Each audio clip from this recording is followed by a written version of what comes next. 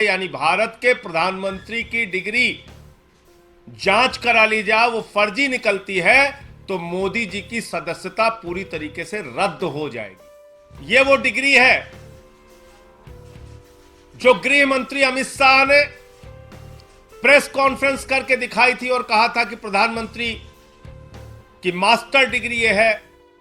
यानी कि जिस लिपि शैली में मास्टर ऑफ आर्ट्स लिखा गया है, इस लिपि शैली की शुरुआत 1992 में हुई है और भारतीय जनता पार्टी के किसी भी नेता में अगर साहस और हिम्मत है तो जाकर प्रधानमंत्री जी से इस सवाल का जवाब पूछ के बता दीजिए। उन्होंने यूनिवर्सिटी से पढ़ाई की है, इंटायर पॉलिटिकल साइंस में यूनिवर्सिटी से पढ़ के आए मोदी। पत्रकार बंधुओं को नमस्कार। प्रधानमंत्री की डिग्री का मामला जब से सामने आया है, पूरी की पूरी भारतीय जनता पार्टी बौखला गई है। सारे मंत्री, सारे प्रवक्ता, सारी की सारी भारतीय जनता पार्टी अपने प्रधानमंत्री के फर्जी डिग्री को सही साबित करने में जुट गई है। और मैं इसको फर्जी डिग्री क्यों कह रहा हूं? इसलिए कह रहा हूं कि प्रधानमंत्री जी ने जो डिग्री सार्वजनिक की है, प्रधानमंत्री जी की जो डिग्री गृह मंत्री अमित शाह जी के द्वारा प्रेस कॉन्फ्रेंस में दिखाई गई है, वो डिग्री अपने आप में कई सवाल खड़े करती है। अभी सिलसिलेवार करके मैं आपके सामने बताऊंगा। लेकिन एक बात बहुत स्पष्ट है कि भारत के चुनाव आयोग का नियम यह कहता है कि अगर आप अपनी संपत्ति के बारे में कोई गलत जानकारी देते हैं, अगर आप अपनी डिग्री के बारे में कोई जानकारी गलत देते हैं, तो आपकी सदस्यता रद्द हो सकती है। यानी भारत के प्रधानमंत्री की डिग्री जांच करा ली जाए, वो फर्जी निकलती है तो मोदी जी की सदस्यता पूरी तरीके से रद्द हो जाएगी। वो न सांसद बचेंगे, न चुनाव लड़ने के योग्य बचेंगे, क्योंकि एक बहुत बड़ा फर्जीवाड़ा है भारत के प्रधानमंत्री की ओर से। तो इसलिए अब मैं आपको सिलसिलेवार करके बताऊंगा कि इनकी डिग्री फर्जी कैसे। नंबर एक, यह वो डिग्री है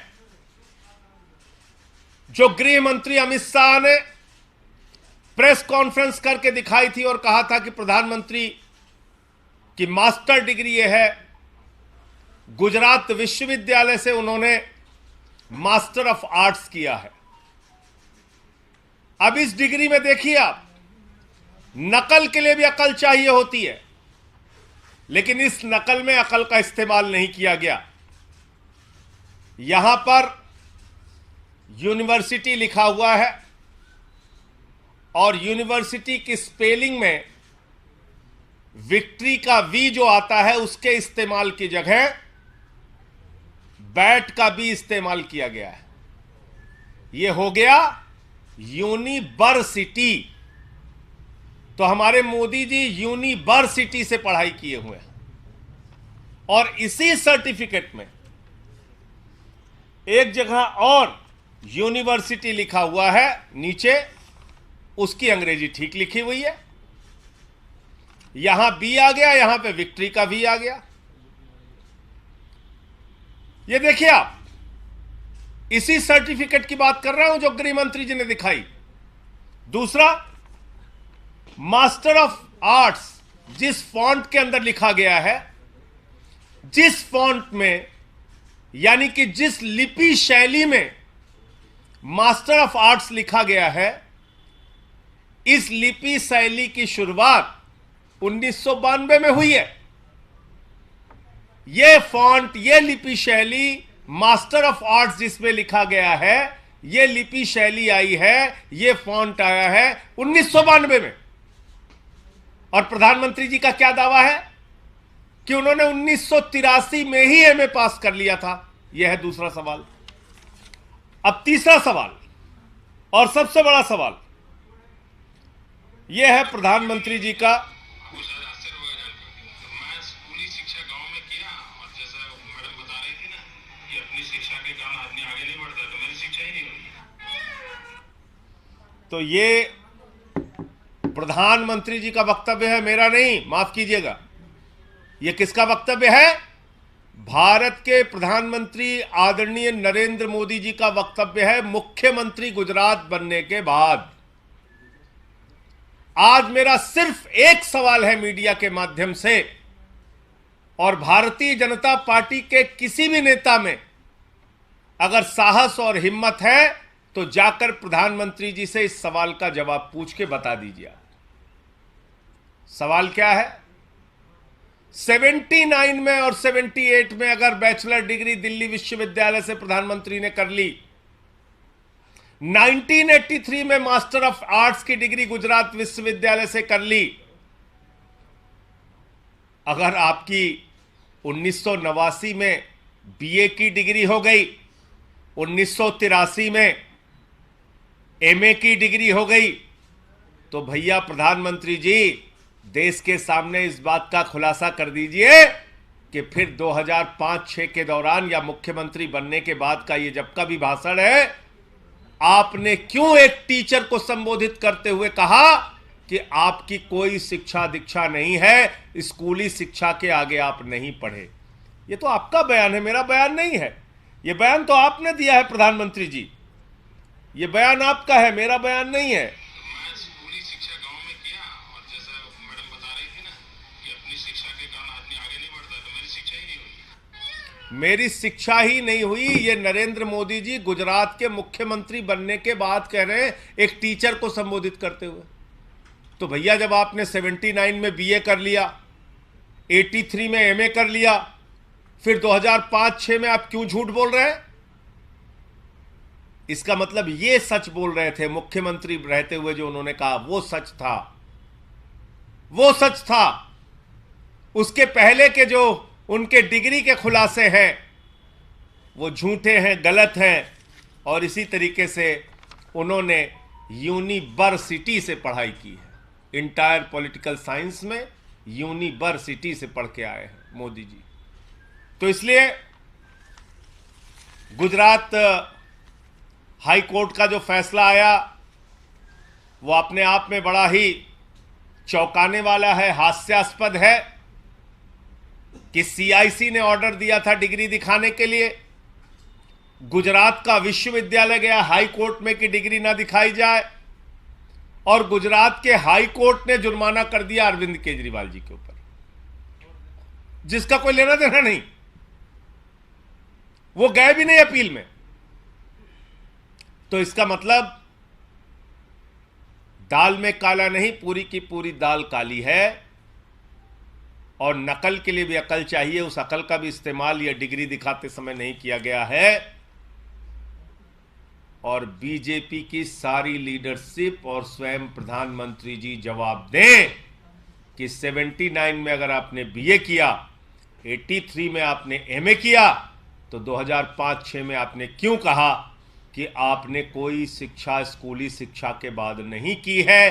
अर्थात या तो आपकी डिग्री फर्जी है या आपका बयान झूठा है, दो में से एक ही बात हो सकती है। आपका कोई प्रश्न हो आप पूछ सकते हैं। आप लोग सवाल उठा रहे हैं बीजेपी का, बता रहे हैं बीजेपी के लोग कह रहे हैं कि ये सवाल इसलिए उठाए जा रहे हैं क्योंकि जो भ्रष्टाचार के मामले में ध्यान हटाया जा सके। और देखिए, भ्रष्टाचार के मामले में क्या बोला जाए? भ्रष्टाचार तो मोदी जी के साथ आसमान में घूम रहा है। इस भ्रष्टाचार का जवाब कौन देगा? ये भ्रष्टाचार जो आसमान में घूम रहा है, अडानी वाला, जिसमें आराम से लेटे हुए हैं मोदी जी, कह रहे हैं लूट ले बेटा लूट ले, सारा हिंदुस्तान लूट ले। देखिए आप, ये तस्वीर भूल गए आप? ये अडानी की तस्वीर है। अपनी राजनीतिक सत्ता को बचाने के लिए नरेंद्र मोदी जी ने अडानी के माध्यम से अपनी आर्थिक सत्ता खड़ी की और एक ही व्यक्ति को कोयला दे दिया, गैस दे दिया, बिजली दे दिया, पानी दे दिया, सड़क दे दिया, स्टील दे दिया, सीमेंट दे दिया, सीपोर्ट दे दिया, एयरपोर्ट दे दिया, आकाश से पाताल तक सब कुछ दे दिया, 2.5 लाख करोड़ का कर्जा दे दिया, 86,000 करोड़ का कर्जा माफ कर दिया। और उस अडानी ने क्या किया? 38 फर्जी कंपनियां दुनिया के तमाम देशों में अपने भाई के साथ मिलकर खोली। अकेले एक पते पे 6 कंपनी खोलकर मॉरिशस से 42,000 करोड़ रुपए अडानी की कंपनी में लगाया गया। ऐसे लाखों करोड़ रुपए का घोटाला और भ्रष्टाचार और काला धन अडानी की कंपनी में लगा है, जिसके हवाई जहाज में बैठकर भारत के प्रधानमंत्री घूमते हैं। आज तक इस घोटाले पर जेपीसी क्यों नहीं बनी? सारी की सारी पार्लियामेंट की पार्टियां एक स्वर में मांग कर रही हैं, जेपीसी बनाओ, जांच तो कराओ। जांच नहीं कराते, क्योंकि घोटाले में भारत के प्रधानमंत्री और भारत की सरकार सर से पांव तक डूबी हुई है। यह है सच्चाई। और कोई प्रश्न हो आप लोगों का? ये दूसरा धन्यवाद। मामला है गुजरात हाई कोर्ट से सामने आया, जो 2002 के दंगे के जो मामले में जो रेप और मर्डर के आरोपी थे, उन 26 लोगों को रिहा कर दिया गया है। आप अभी इस प्रेस कॉन्फ्रेंस में जानकारी दे रहे हैं, मुझे इस पूरे घटना की जानकारी नहीं है, लेकिन मेरा अपना ये मानना है, नफरत की राजनीति, दंगे फसाद की राजनीति, गुंडागर्दी की राजनीति, समाज को तोड़ने की राजनीति इस देश को विखंडित करेगी और ऐसा करने वाले के खिलाफ सख्त से सख्त सजा होनी चाहिए। पश्चिम बंगाल और बिहार में कुछ जगह हिंसा हुई है। उस हिंसा की कुछ तस्वीरें हम लोगों ने देखी।